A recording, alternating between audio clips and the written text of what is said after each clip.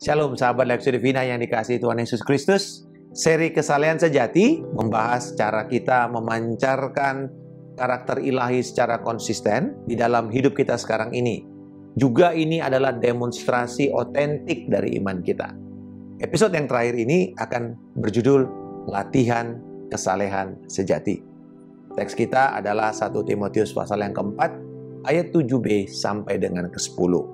Paulus memberikan instruksi kepada Timotius agar ia sebagai abdi Allah, sebagai manusia Allah, bisa bertahan di dunia yang penuh dengan kepalsuan, penyesatan, dan segala keinginan-keinginan yang bertentangan dengan kehendak dan karakter Allah. Kita akan melihat 3 perintah nasihat dan juga dorongan yang memotivasi kita kenapa perlu melakukan latihan kesalehan sejati kita atau latihan ibadah kita. Yang pertama dikatakan perintah, latihlah dirimu beribadah. Kata latih dalam bahasa aslinya adalah berolahraga dengan telanjang. Dari situ kita dapat kata gimnasium. Kata ini dulu adalah satu tempat menjadi pusat olahraga kaum pria karena semuanya harus telanjang. Tetapi sekarang makna itu berubah, bukan lagi makna harafiah, tetapi berubah menjadi latihan dengan tingkat kedisiplinan yang tinggi. Baik itu latihan fisik, baik itu latihan mental, atau latihan rohani. Kalau kita bicara tentang latihan fisik, apakah olahraga atau mengoperasikan sebuah mesin, atau latihan mental seperti aritmatika atau bahasa, perlu dilakukan berulang-ulang. Sebuah pepatah mengatakan, repetition is the mother of learning. Pengulangan itu adalah ibu dari segala pembelajaran.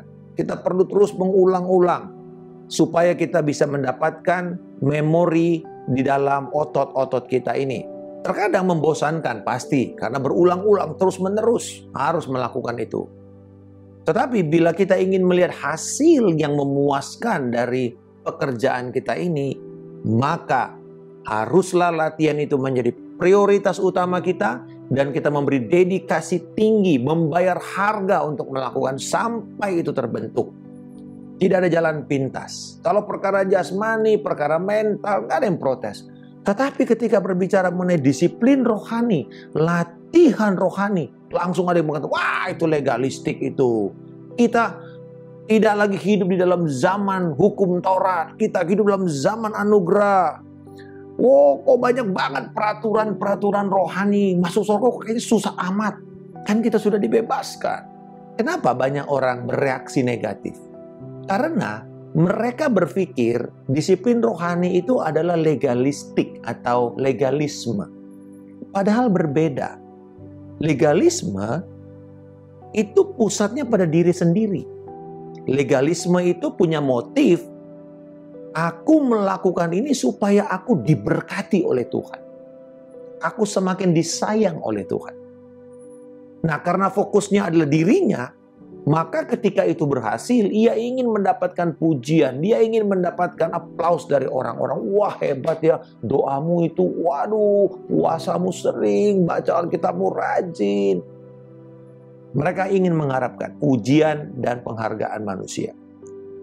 Sementara kalau disiplin rohani itu atau disiplin ilahi, fokusnya itu adalah Allah dan Kristus. Motifnya adalah tanggapan terhadap kasih Allah yang sudah menyelamatkan dia. Jadi bukan untuk diberkati, tapi tanggapannya kepada kasih dan penyelamatan Allah. Ya karena fokusnya adalah Allah dan Kristus, maka ketika sudah terbentuk disiplin itu, membuat orang itu semakin rendah hati dan kemudian bahkan memberi pujian kepada Allah, kepada Yesus, juga kepada orang-orang yang menolong. Baik itu gembala atau pemimpin kelompok kecil, pemimpin kul, pengajar, mentor rohani, yang tahu bahwa ini orang-orang ini yang membantu saya menjadi orang yang memiliki kesalehan rohani. Paulus sendiri memberikan motivasi untuk kita terus menjadi orang-orang yang mengejar kesalehan dengan hati murni. Dikatakan dalam 1 Korintus 15 ayat 10, Tetapi karena kasih karunia Allah, aku adalah sebagaimana aku ada sekarang. Dan kasih karunia yang dianugerahkannya kepadaku tidak sia-sia. Sebaliknya, aku telah bekerja lebih keras daripada mereka semua. Tetapi bukannya aku, melainkan kasih karunia Allah yang menyertai aku. Motivasi, energi menghasilkan kedisiplinan rohani itu ternyata datangnya dari anugerah Kristus Yesus, bukan kekuatan kita. Dia yang memampukan untuk kita berhasil melakukannya. Undangan untuk melatih diri. Yang kedua, materi latihan kesalehan sejati itu apa? Kita harus ingat, konteks instruksi Paulus di sini adalah membangun gaya hidup kesalehan di dalam dan oleh firman Allah. Karena dalam ayat sebelumnya dikatakan makanan kita itu adalah firman. Kita harus menjauhi ajaran tahyul, legenda nenek moyang yang tidak berdasar, bukan ribut mengenai makanan yang haram dan halal. Tetapi dikatakan yang makanan kita adalah firman Tuhan. Kalau kita melatih diri kita sedang melatih agar firman Allah terbentuk di dalam hidup kita ini. Terbentuk dalam manusia rohani kita. Kalau kita mau memiliki hidup yang saleh, maka kita harus kembali kepada firman Tuhan. Jadikanlah membaca firman, belajar firman, merenungkan firman, itu prioritas utama kita. Tentu dimulai dari kita berdoa, kita menyembah Tuhan, lalu kita membaca firman Tuhan. Dan bangun pagi-pagi, lakukan ini secara konsisten, teratur, sampai itu terbentuk disiplin itu. Saya percaya bahwa ketika ini kita lakukan, ini akan membawa manfaat kepada keluarga kita, kepada profesi kita, bahkan kepada kehidupan rohani kita nantinya. Sekarang begitu banyak alat bantu untuk kita bisa membaca firman secara teratur, sehingga kita bisa menyelesaikan firman Tuhan itu sepanjang tahun. Dan yang terakhir adalah manfaat dari disiplin rohani adalah keuntungan yang besar. Ayat 8 dan 9 dikatakan, tetapi ibadah itu berguna dalam segala hal, karena mengandung janji, baik untuk hidup ini maupun untuk hidup yang akan datang. Perkataan ini benar dan patut diterima sepenuhnya. Jadi di sini ada manfaat, yaitu baik hidup kita sekarang maupun setelah kematian di dalam kekekalan. Kita akan mendapatkan mahkota atas kedisiplinan rohani kita sekarang ini. Jadi dampaknya itu sampai kepada kekekalan. Disiplin rohani, latihan kesalehan sejati, ternyata memberi manfaat yang tidak terbatas. Unlimited benefit. Wah, luar biasa ini. Nelson Bell, seorang yang mengelola pelayanan rumah sakit di Tiongkok. Dia mengelola 400 tempat tidur untuk pasien-pasien. Dan dia bangun pagi-pagi, 4:30. Dia bangun, dia berdoa, dia baca firman. Lalu dia mulai pekerjaannya, mengelola rumah sakit. Bahkan dia dikenal akhirnya sebagai ensiklopedia Alkitab berjalan. Ruth Bell, yang laki-laki bernama Clayton Bell. Clayton Bell menjadi pengkhotbah gereja Presbyterian yang sangat berpengaruh di dalam kegerakan Presbyterian.